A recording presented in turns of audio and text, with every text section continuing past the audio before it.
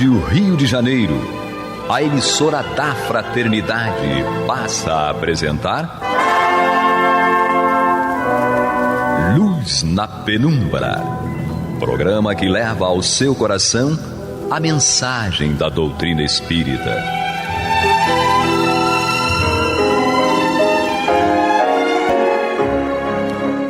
E com vocês, Canrobert Bueno e Isabel Nascimento, para o estudo do livro A Gênese, da obra codificada por Allan Kardec. Bom dia, ouvinte, bom dia, internauta. Aqui eu, Canrobert Bueno e Isabel Nascimento, produzindo e trazendo essa reflexão à luz da doutrina espírita do livro A Gênese. Aqui eu gostaria de chamar logo nossa querida Isabel para dar o seu bom dia, boa tarde ou boa noite ao nosso ouvinte. Isabel. Bom dia, boa tarde, boa noite a todos que estão participando junto de nós aqui dessa reflexão, desse estudo do livro da Gênesis. A gente está entrando agora num capítulo tão interessante, né, Canroberto? Capítulo 2. Ele é interessante, desafiador e bastante complicado. Eu vou dizer que é complicado, porque como é que a gente vai falar aqui de Deus se não tiver Kardec nos auxiliando nessa obra máxima dele, que foi a Gênese, né, o 5º livro. E aqui, gente, vamos falar, porque aqui, no momento, quando se está falando em Deus, é ciência na veia. Por incrível que pareça, para que vocês possam nos acompanhar, vocês que estão nos alcançando nessa gravação da quinta-feira, aqui na programação da Rádio Rio de Janeiro, é você saber da existência de Deus. Então, nesse capítulo nós temos, Isabel, existência de Deus, da natureza divina, a providência e a visão de Deus. Alguns programas nós vamos estar juntos aqui, fazendo essa reflexão à luz da doutrina com a Gênese, mas puxando alguns livros acessórios e alguma coisa dos nossos cientistas, que vêm nos auxiliar aqui nesse tempo agora, já passado mais de 160 anos da edição da obra. Nós vamos buscar a ciência para nos auxiliar nesse propósito, porque eu vou começar com aquela questão número 1 para você, Isabel, que eu vou fazer questão que você lembre do livro dos Espíritos. Do livro dos Espíritos. Porque Kardec, nesse momento, é a primeira questão da primeira obra, é quando ele sai, deixa de ser o observador, quando ele deixou de ser o homem cético, quando ele deixa ele tomado já por esse envolvimento com a doutrina, ele lá no livro dos Espíritos faz a clássica pergunta, que foi a que me captou quando eu li para a doutrina espírita. Ele não pergunta quem é Deus, ele não pergunta o que é Deus, ele simplesmente pergunta o que, Isabel? Que é Deus? Repara, Canrobert, que ele não usa nem o pronome o que é Deus, ele pergunta o que é Deus. E é interessante, né, Cão, porque eu acho que essa é uma pergunta que está lá atrás, quando a gente começa, né, o estudo da doutrina, a gente começa por aquele livro, porque ela mexe com questões que eu acho que todos nós, ao longo da nossa vida, independente de qualquer religião, de qualquer crença, já tivemos desde criança. Roberto, você alguma vez, já lá atrás, quando era jovem, se perguntou quem era Deus? Como você podia... Eu perguntava na questão muito pessoal, né? Quem é Deus? Ou então eu pergunto... De onde veio isso tudo, não é? Não, e por quê, né? E tem outra, depois que você fica começa aquela fase de adolescência, que eu sei que eu e você já esquecemos, mas temos filhos ou netos nos lembrando, a pergunta é: que mal fiz eu a Deus? Aí a gente personifica, dá uma personalidade a Deus, traz Deus para o nosso tamanho, coloca a Deus do nosso lado, do tamanho do nosso problema, e trazendo aqui, já que você fez a pergunta, eu vou pedir licença para você e vou responder o que os espíritos disseram a Kardec nessa questão. Então vou te perguntar de novo, que é Deus? Que é Deus? Resposta dos espíritos: Deus é a inteligência suprema, causa primária de todas as coisas, Isso já nos leva à concepção, quando a gente vai trazer ciência também na veia, porque a ciência precisa de comprovação. E Deus, qual a comprovação da existência de Deus? A gente começa, esse é um enigma que eu vou pedir licença a você, nós vamos nos valer da Gênese e das obras acessórias e de todas as outras obras de alguns cientistas. Por exemplo, particularmente aqui eu quero citar o Marcelo Gleiser, porque vai ser um enigma que vem junto conosco ao longo da nossa programação, não só de hoje, mas de outras gravações, porque nós falamos, esse é um capítulo com 4 tópicos, né, da existência de Deus, da natureza divina, a providência e a visão de Deus. E aqui eu fico me pegando, você roteirizou tão bem esse programa para hoje, eu vou aqui criando essa conexão com o público, como você mesmo gosta de falar, eu vejo uma importância muito grande. Não só conexão, Cã. Eu acho que assim, todas as obras, né, o Espiritismo é para a gente uma ferramenta que traz uma doutrina consoladora, né? Porque traz respostas para a nossa vida, para o nosso dia a dia. Você diz que eu gosto dessa conexão, eu gosto de trazer para a realidade. Você me permite fazer aqui uma analogia? Você costuma brincar, dizer que eu quero tudo comparar. Mas vamos lá, Cã. Se a gente for parar para pensar, a gente acredita na gravidade, na força da gravidade? Acredita porque até sofremos essa coisa. Claro, você pode pegar um lápis e soltar ele da sua mão que ele vai diretamente para o chão. E por que ele não fica flutuando como ficaria se a gente estivesse lá na Lua? Quer que eu responda? Responde, Roberto. Então é porque ele ainda está dentro da atmosfera do nosso planeta, que tem mais ou menos, só para você ter uma ideia, 100 quilômetros mensurados a partir do nível do mar, tá? O nível do mar é o nível do planeta. Quando você pega o marceneiro lá colocando aquele nível, o nível do planeta Terra é o nível do mar, né? Enfim, todo mundo parte de mensurar a altitude, né? As questões a partir dali. Então, nossa camada atmosférica, que está produzida e começou há mais ou menos uns 4 milhões de anos, ela tem 100 quilômetros.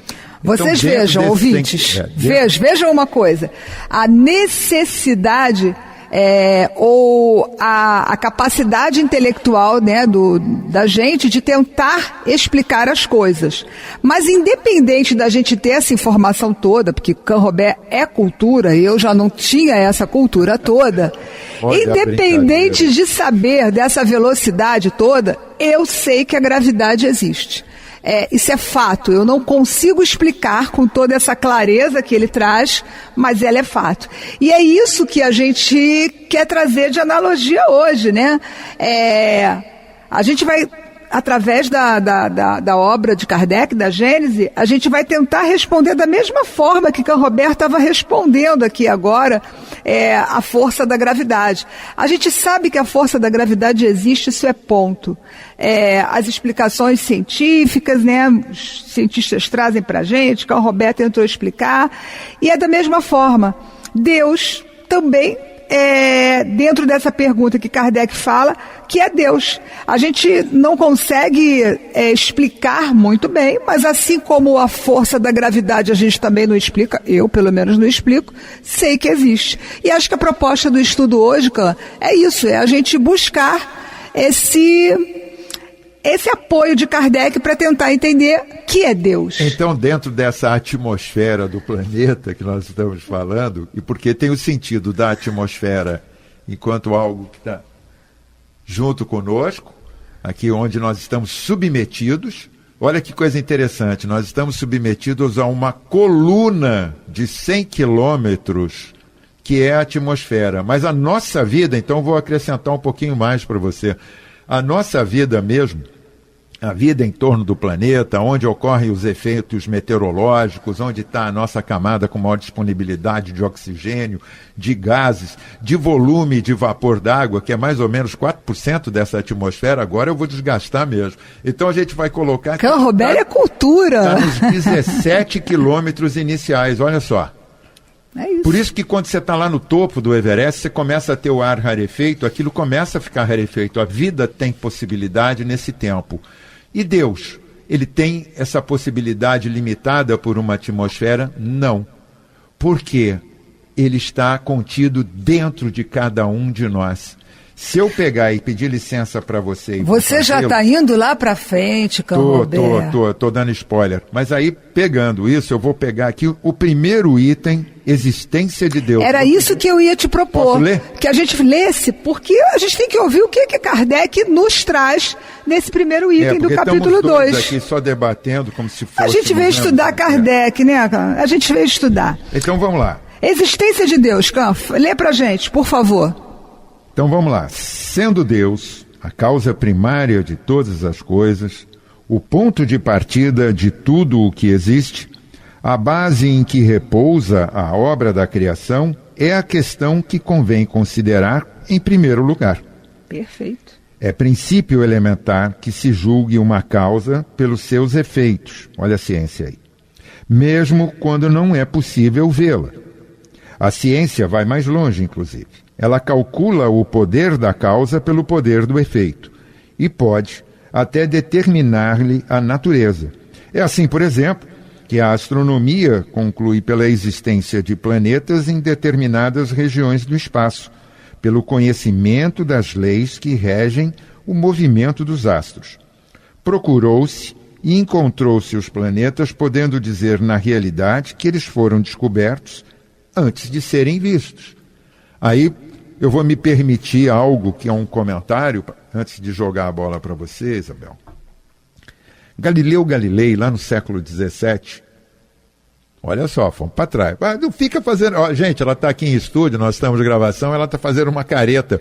Acontece Não me recordo dessa encarnação, Roberto. Pois é, mas certamente estávamos orbitando esses espaços próximos a esses séculos já passados, já tivemos as nossas experiências. Então, Galileu Galilei observava os astros através de uma luneta, que é um instrumento que hoje nós ainda utilizamos de forma primária para percutir e percorrer o céu à noite, buscando esses astros. Só que nós temos...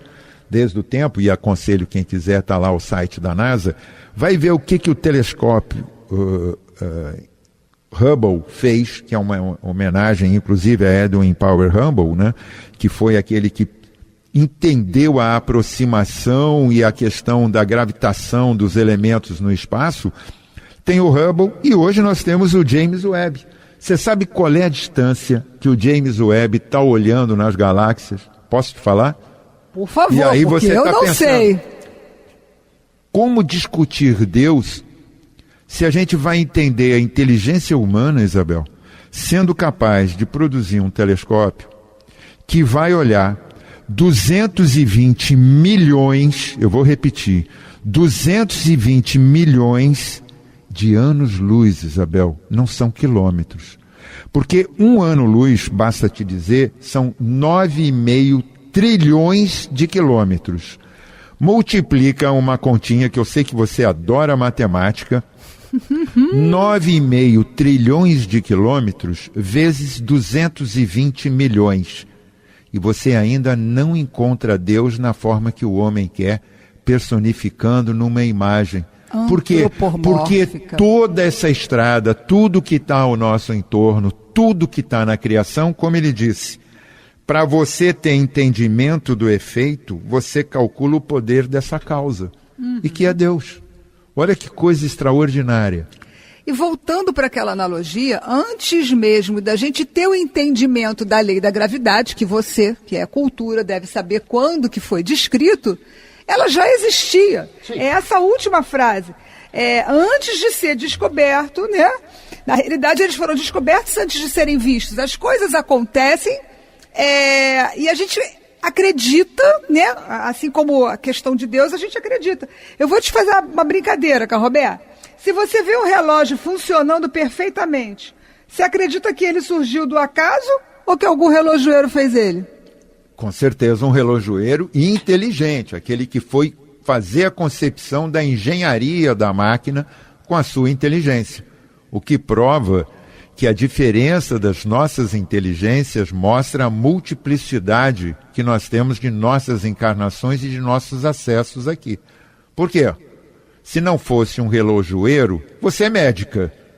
Todo mundo sabe. Eu vou trazer exemplo de DNA para cá. Eu adoro os exemplos de DNA. Vamos deixar o genoma ainda de fora. Aqui fica uma disputa. Ela é médica, é cardiologista, geriatra, tem suas especialidades, atua junto a pessoas, mas a Isabel não produz um relógio. Você usa um relógio. Mas você não sabe de como aquela máquina... relojoeira, isso. Então, cada um dentro da sua concepção. O todo de Deus está nessa maravilha da criação, de que cada ser dele, criado simples e ignorante, isso também é outra pegada de Kardec, que eu acho assim extraordinária, porque quebra aquela razão e entrega de novo a ciência humana, o nosso desenvolvimento, a busca, e já estamos com 15, já vamos falar, mas só para concluir, entrega a possibilidade dessas múltiplas existências e das nossas aquisições. Lembrando que nós estamos aqui com pouco mais de 15 minutos do programa A Gênese em Luz na Penumbra, lembrando você ouvinte, você internauta que está chegando agora e alcançando o programa agora, nós temos o seguinte, estamos hoje discutindo o tema do capítulo 1º, o item 1º, desculpe, do capítulo 2, Deus, que está classificado aqui na Gênese e que traz a existência de Deus, da natureza divina, a providência e a visão de Deus. Muita coisa para ser conversado, eu aqui, Canrobert Bueno e Isabel Nascimento, fazendo as nossas reflexões e, é claro, instigando e provocando cada um de vocês para que busquem nas obras de Kardec, nas obras acessórias, o entendimento da nossa razão de ser. Não pode ser um dogma. O ser humano não pode ser só a concepção de um pensamento recente de que está e ponto. Né? Nós temos uma razão de ser, temos uma ancestralidade do espírito e das nossas vivências, temos a nossa atualidade e, mais do que isso, temos a esperança e a certeza do amanhã, pois que a vida é uma, com múltiplas e múltiplas existências. Contigo, posso te Isabel provocar, Canrobert? Você passa o tempo todo fazendo isso, Isabel? Vamos dar o exemplo do DNA humano, e não é por questões de profissionais, assim, acho que todos nós já escutamos falar de DNA, da carga genética e tal, né? Até começa lá com o projeto do genoma humano, né, que você tem o Francis Collins tratando disso. Eu não digo que Canrobert é cultura, gente. Então, mas voltando aqui para uma discussão bem mais simples, né? O exemplo do DNA humano, a gente sabe que é um código complexo que desafia o planejamento do universo, né? Como é que, através do nosso código genético, doenças podem se apresentar? Hoje a gente já tem tratamentos que vão além, olhando antecipam, né? Que antecipam. A gente faz testes genéticos hoje em dia que já te dá a probabilidade de determinadas doenças. Mas para que serve isso? Só para eu saber que eu vou ter aquela doença? Não, para você se prevenir, se preparar. Se você é uma pessoa que, por exemplo, sabe que tem geneticamente uma possibilidade de ter um câncer, por exemplo, de intestino, você vai fazer exames preventivamente. Mas voltando para o estudo da Gênese, o que eu quero trazer de desafio? Não dá para dizer que isso foi acaso, concorda? Que certamente há uma inteligência suprema que traz todo esse planejamento do universo. Eu vou voltar um pouquinho antes de falar aqui do tratamento do que foi, né, o programa, ainda é o programa Genoma Humano, porque ele foi tratado humano, mas foram tratados outros segmentos de DNA, até a mosca da fruta foi colocada. Você sabia? Foi usado também, o fermento do pão foi classificado. Tem uma história muito legal que isso traz, e lá mais à frente a gente pode trazer isso novamente, que Francis Collins, quando faz o seu livro, ele fala que foi a linguagem de Deus. Ele, um cientista envolvido com cientistas dos Estados Unidos, da Alemanha, da França, da Inglaterra, da China e do Japão, fizeram esse grande consórcio que de 98 a 2003 produziu esse estudo que levou mais de 3 bilhões de dólares para ele chegar à conclusão, Isabel, um cientista, de que ali está contida a linguagem de Deus. Eu acho extraordinário. Tivemos a possibilidade do acesso do livro. sugiro a todos. Mas você, quando me pergunta aqui, Deus e o infinito, a gente segue por aí? A gente tem condição de buscar isso aí, essa discussão? Eu te devolvendo. Deus e o infinito, pode ser? Pode, mas eu queria trazer uma outra. Você sabe que eu gosto das coisas concretas. O que eu queria? Até porque nós já estamos nos aproximando da segunda, já estamos lá na metade da segunda parte do nosso estudo. Eu queria pensar aqui uma coisa. Se Deus é a inteligência suprema, governa tudo com justiça e amor, primeira coisa que eu tenho para mim isso me traz conforto e responsabilidade, né? Por quê? A gente sabe que nada acontece por acaso. A gente repete muito essa frase, o acaso não existe. Mas é através disso tudo que a gente chega a essa conclusão. O que eu tiro daí? Sofrimento tem um propósito educativo, já que aquilo não aconteceu por uma punição. Aquilo tem uma lei, uma ordem para acontecer. E a outra questão que eu acho que traz para a gente a gente é responsável pelos nossos atos e pelo nosso progresso espiritual. Essa é uma pegada que eu acho que causa, eu vou me permitir aqui, Kardec ele foi disruptivo, né? É uma palavra que nós trazemos hoje, mas quando ele traz o desenvolvimento do estudo da doutrina espírita, ele faz essa revelação da existência dos espíritos tal qual somos espíritos encarnados, que didaticamente Kardec trata como alma. Quando desencarna, a mesma alma passa a condição de espírito, né? Só para mudar um pouquinho aí o conceito, ele que era um professor, é claro, não deixaria de fazer... Ser didático. E didático, ele não deixaria. Mas essa pegada que, quando eu comecei aqui o programa contigo, eu citei, né, que a gente traz Deus para o nosso tamanho do nosso problema, reclama que ele não dá solução, fica achando que não está sendo ouvido, enfim, e atribui, e isso são séculos e séculos e séculos de uma camada, de uma dominação, de um poder do homem, e não da igreja, nem de qualquer segmento religioso. Porque a igreja, voltamos a falar, a Igreja Católica é responsável pela conservação, guardiã da história e dessa fé cristã. Agora, o que os homens fizeram dela, e isso serve, Isabel, para uma autocrítica, inclusive, o que o homem faz dentro da doutrina espírita, quando adquire algum protagonismo e usa disso de alguma forma, ou dentro de outros segmentos religiosos, tudo isso está contido no homem, que vai responder por isso. Aí a questão não é que está na mão de Deus. Deus te deu o quê? O livre-arbítrio. Então está nas suas mãos uma parte da construção. A outra, ele também explica, razão dos acontecimentos pelos fatos passados e pelos fatos presentes das nossas escolhas. A responsabilidade dos nossos atos para o nosso progresso espiritual. Mas eu não fiz nada de ruim nessa vida até agora, estou com mais de 60 e sempre fui um santo. Mas peraí. Primeiro que eu acho que está equivocado, porque não está sabendo avaliar o que é bom, o que é certo, o que é errado. Porque em 60 anos ou um pouco mais, cara, se você já foi adolescente, você fez alguma coisa de esquisito aí na vida. 2, não dá para você tem que responder pelo reparo e pelo ajuste do que vem lá de trás. Por isso as múltiplas existências numa única vida quando criados, essa nossa responsabilidade. E quem não concede isso senão Deus? Para que ele não seja o teu juiz permanente, né, aquele a te culpar. E a gente não pode cair naquela frase que você falou lá no começo.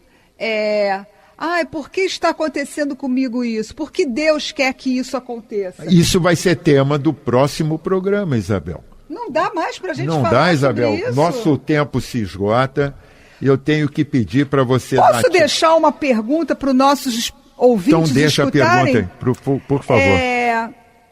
Como é que vocês percebem a presença de Deus na vida de vocês?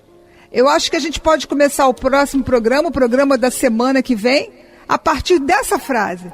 E aí vocês vão ter uma semana para refletir como é que cada um de vocês percebe a presença de Deus na sua vida. Pode ser? Muito bom colocada a questão. Isabel deixou aí para que todos nós possamos buscar essa reflexão. Agradecemos demais o patrocínio da atenção de vocês aqui na Rádio Rio de Janeiro, no programa A Luz na Penumbra, tratando sobre a Gênese.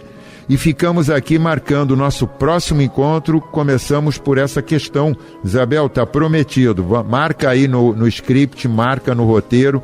Vamos começar por aí para a gente poder traduzir o desenvolvimento desse pedaço aqui, desse capítulo. Perfeito. Eu acho que a gente vai começar muito bem. E aí a gente vai provocar, tá bom? Feito. Obrigado a todos. Até a próxima semana a todos. Até a próxima. Obrigado. Você está ouvindo o programa Luz na Penumbra.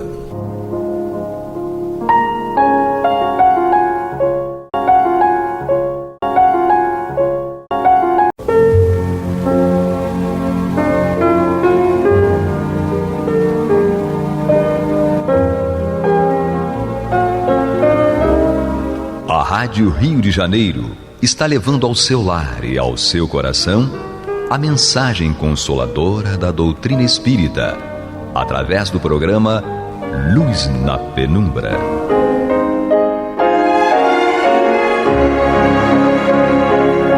E agora com vocês, Nádia do Couto Vale, para comentar o céu e inferno ou a justiça divina segundo o Espiritismo, da obra codificada por Allan Kardec.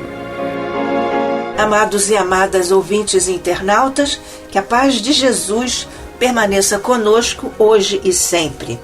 Juntos mais uma vez aqui pela Rádio Rio de Janeiro, a emissora da Fraternidade, no programa Luz na Penumbra, nós damos continuidade ao estudo que viemos fazendo juntos sobre essa obra. Estamos agora no capítulo 2, já iniciado, um capítulo no qual o nosso querido codificador Allan Kardec nos fala sobre o temor da morte, fazendo uma análise do ponto de vista espiritual de como nós, tendo sido criados por nosso Pai, nós estamos dotados, revestidos de um sentimento inato da vida futura. Não obstante, nós termos enfrentado determinadas, e ainda enfrentamos como coletividade, determinadas circunstâncias em que somos induzidos a acreditar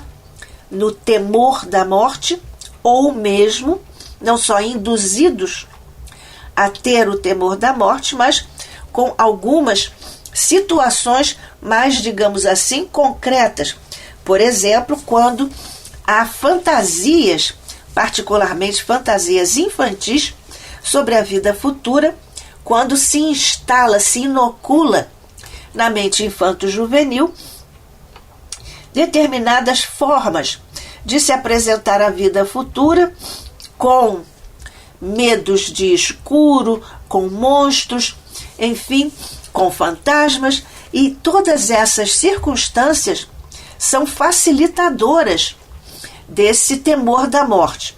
É claro que nós estudamos com Kardec a origem do temor da morte, porque, a rigor, além dessas circunstâncias que se encontram, ou que nós enfrentamos na materialidade no nosso mundo aqui na reencarnação, nós temos também uma outra origem do temor da morte, esta de origem divina. Por quê? Se nós temos o temor da morte, nós não vamos evoluir, nós vamos preferir sair até da vida. Kardec nos fala sobre isso no item 2 deste capítulo. Mas é que a sabedoria da providência nos faz, então, sentir como uma necessidade nós termos um freio. Essa é a didática da providência divina, ou seja, de Deus, para nós nos mantermos encarnados, porque a encarnação, sabidamente, nós todos sabemos disso, sabidamente, é um teste, é uma prova e é uma experiência e uma oportunidade para nós evoluirmos. Portanto, precisamos ficar encarnados, temendo ou não a morte em função destas questões, porque Deus inocula em todos nós o instinto de conservação que é comum a todos os viventes, não só humanos, mas também os animais, por exemplo, também têm instinto de conservação. Por isso, o objetivo é exatamente termos essa garantia de que o homem não vai deixar prematuramente a vida e também não vai deixar de valorizar o trabalho aqui no mundo material como uma alavanca para o seu próprio adiantamento. Cita Kardec, então, que para os povos primitivos o futuro também está presente, mas é uma vaga intuição. Depois há uma simples esperança e, finalmente, uma certeza, que é atenuada apenas por um secreto apego à vida material. E nós lembramos que já citamos aqui com você, amigo, amiga, ouvinte, internauta, a questão do filósofo Jorge Gusdorff, que nos fala da consciência mítica. Exatamente aqui encontramos este paralelo entre o pensamento de Gusdorff e esta informação de gradação na concepção de futuro para os povos chamados primitivos. Então também temos uma correlação quanto mais, Kardec assinala isso vivamente, quanto maior seja a compreensão da vida futura, menor é o temor da morte. Isto porque o esclarecimento, mais esclarecimento, significa menos temor da morte. O Espiritismo nos dá esses instrumentos, essas informações e também essas certezas.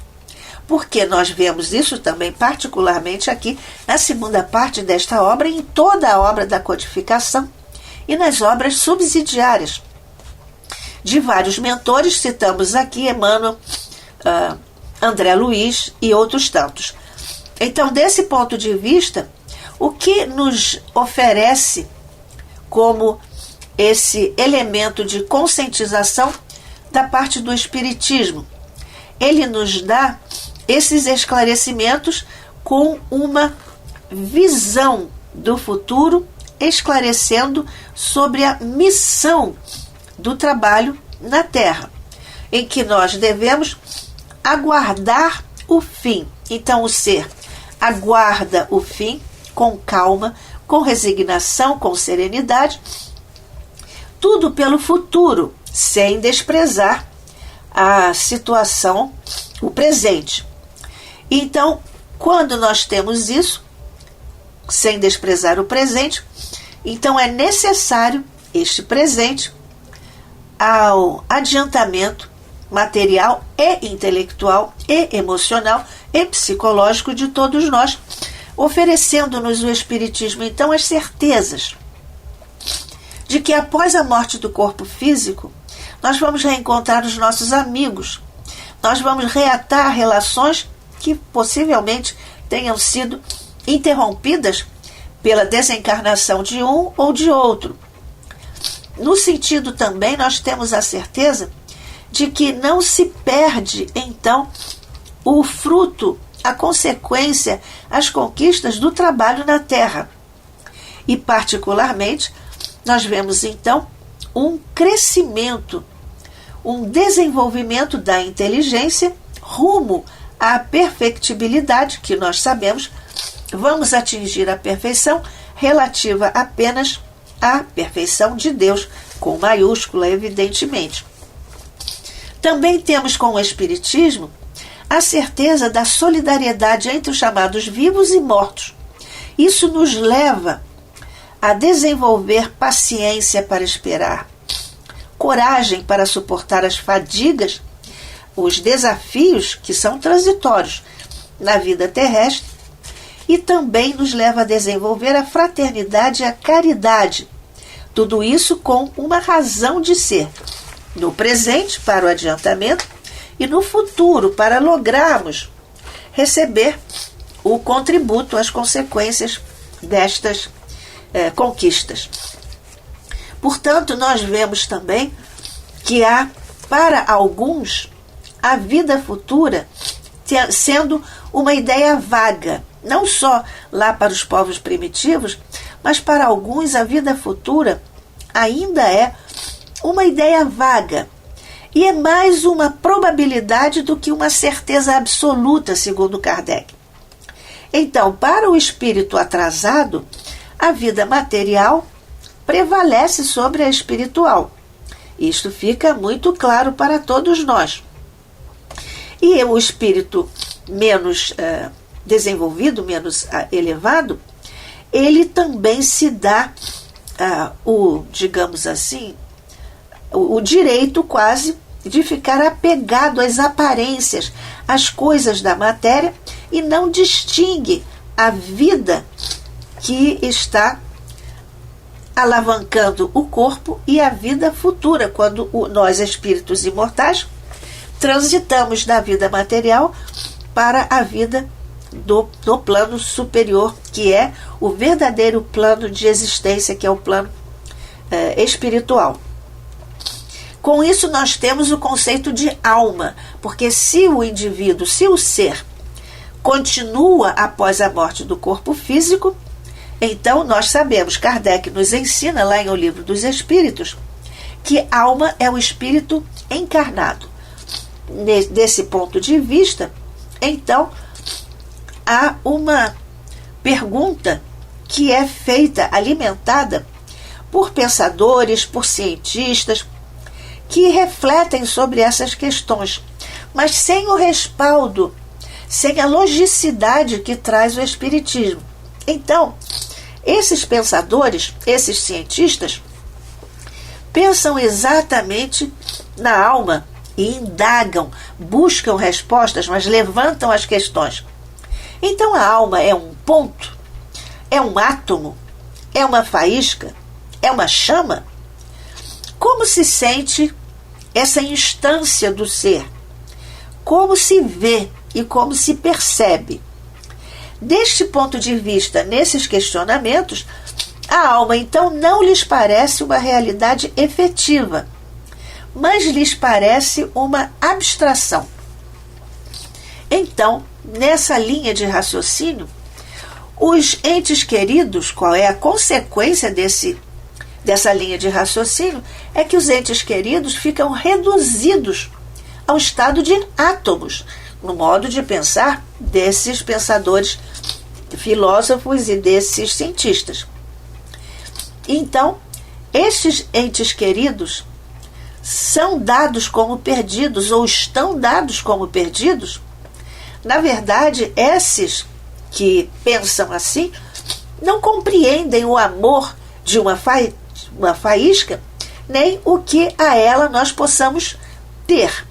Então, quanto a si mesmos, ficam satisfeitos, então, com uma perspectiva de transformarem-se em mônadas.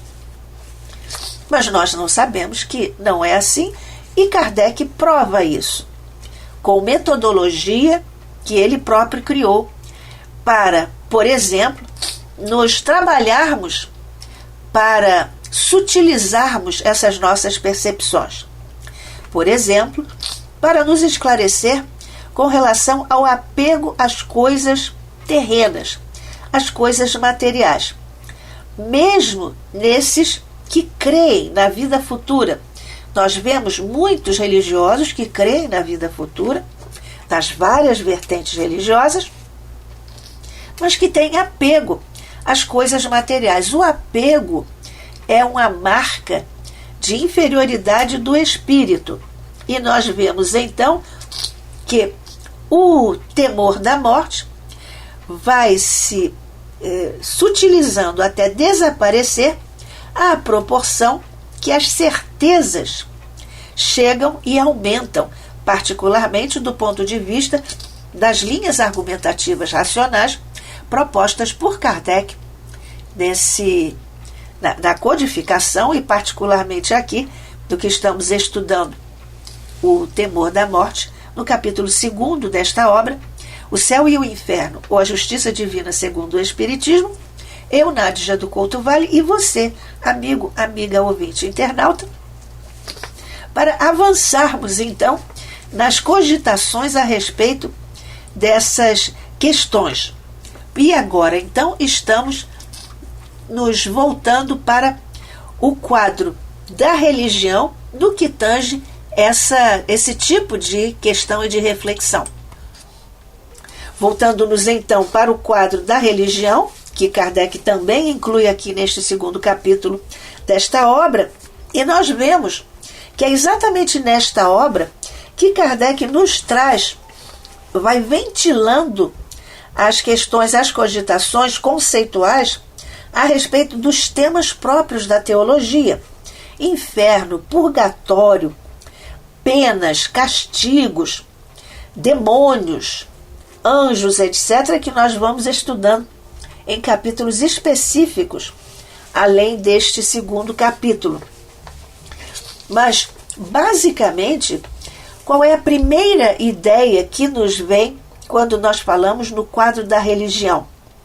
É que existe um inferno, também existe um céu, mas com o temor da morte, o inferno assume a liderança dessas reflexões e desses pensamentos, e também associado ao purgatório, que é, então, o local onde as almas combalidas são aflitas, são, então, lá colocadas e aguardam a interferência ou a intercessão de alguns vivos através das orações, muitas vezes através das missas e das orações pagas.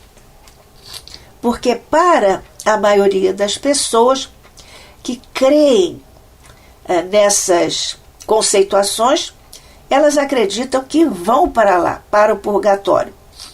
Porque, a rigor, mesmo acreditando que haja um inferno, que não há, nós sabemos pela doutrina espírita que o inferno é um estado de consciência, como o céu também é um estado de consciência.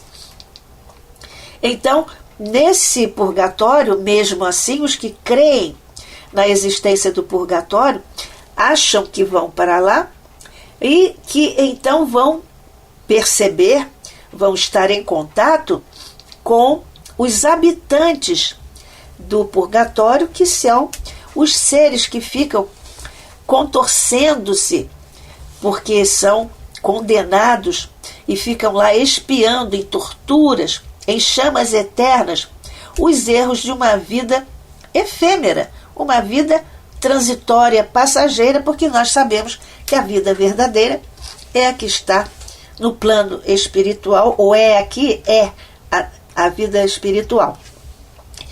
E, portanto, essas crenças de espíritos em contorções, etc., condenados a esses castigos, isso de nada adianta para os seres, e não adianta o arrependimento desses seres que se acreditam vinculados para sempre ao purgatório, porque cometeram alguns erros. O que nós sabemos pela doutrina espírita é uma imprecisão teológica, porque nós sabemos que Deus é o amor verdadeiro, é o suprassumo. Deus é amor, na definição de João.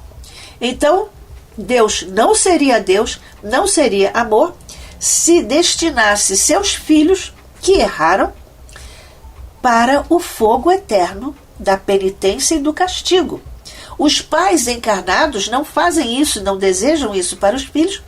Evidentemente, seria uma incoerência de base que fosse crença e que fosse aceita uma posição de Deus de manter seus filhos que erraram às vezes uma vez e às vezes em questões menos graves para terem o castigo permanente, na companhia dos demônios, do fogo eterno, dos sofrimentos e torturas que são próprios dessa crença do inferno e do purgatório.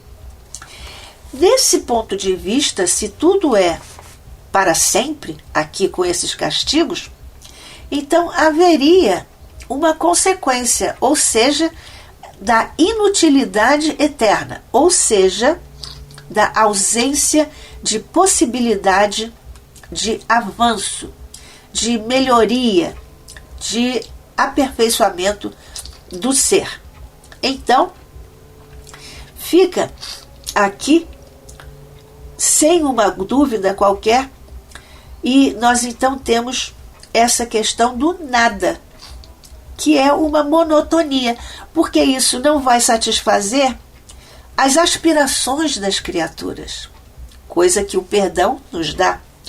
Não vai satisfazer a instintiva ideia do progresso, porque todos queremos ser felizes, todos queremos viver melhor, mas na companhia da paz, da serenidade, da situação de segurança.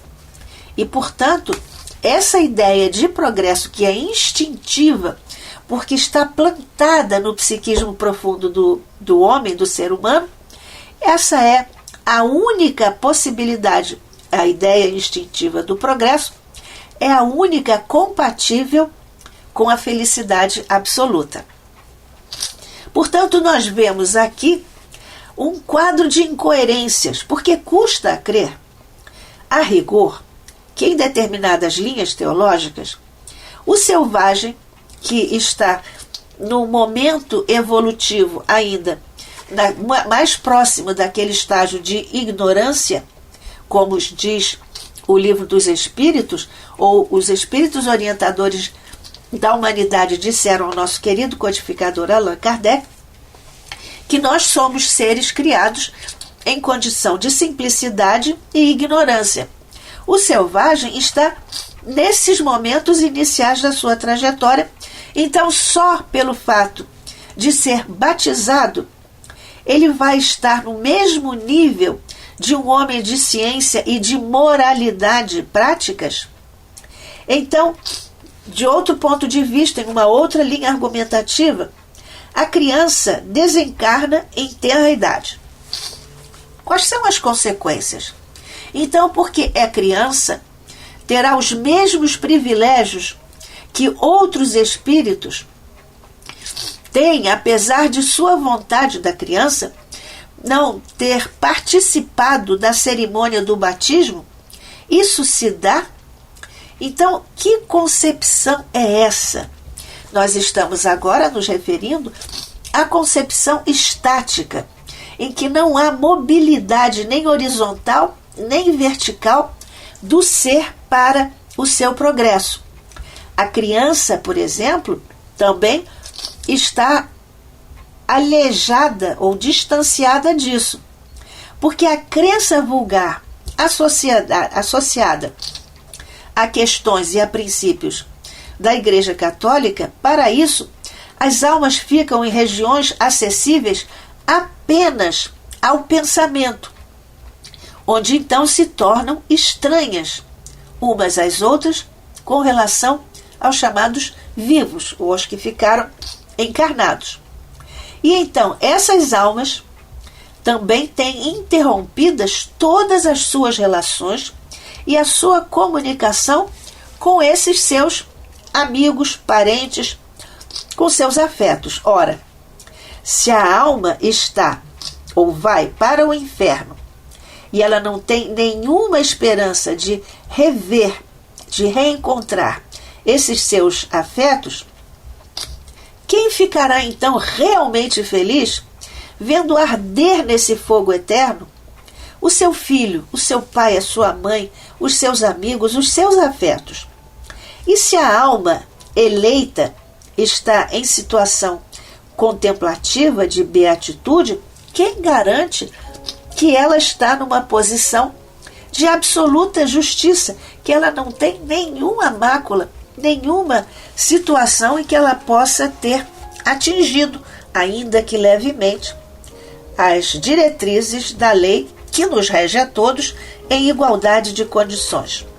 É por isso que o Espiritismo nos dá toda a certeza, toda a esperança e todas as informações para nós nos libertarmos desses condicionamentos individuais e sociais que nós comentaremos em nosso próximo encontro aqui pela Rádio Rio de Janeiro, a emissora da Fraternidade.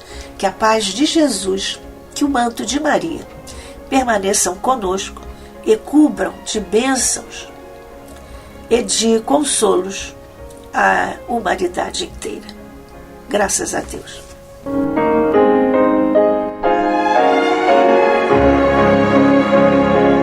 E vamos ouvir agora a prece de encerramento de nosso programa, na voz de Geraldo de Aquino.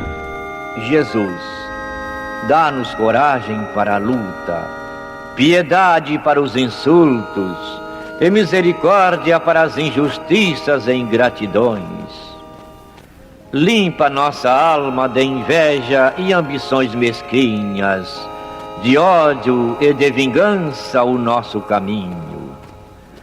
E que dentro em pouco, ao recolher-nos de novo ao calor do nosso leito, para que o sono nos dê a paz e o esquecimento das tristezas humanas, possamos sentir, Senhor, no mais íntimo de nosso ser, a doçura indefinível do Teu amor e a grandeza incomparável da Tua divina presença.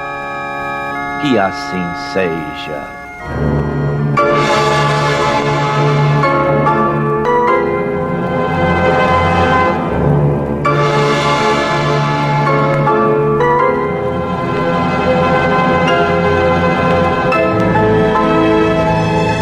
Acabamos de apresentar o programa Luz na Penumbra,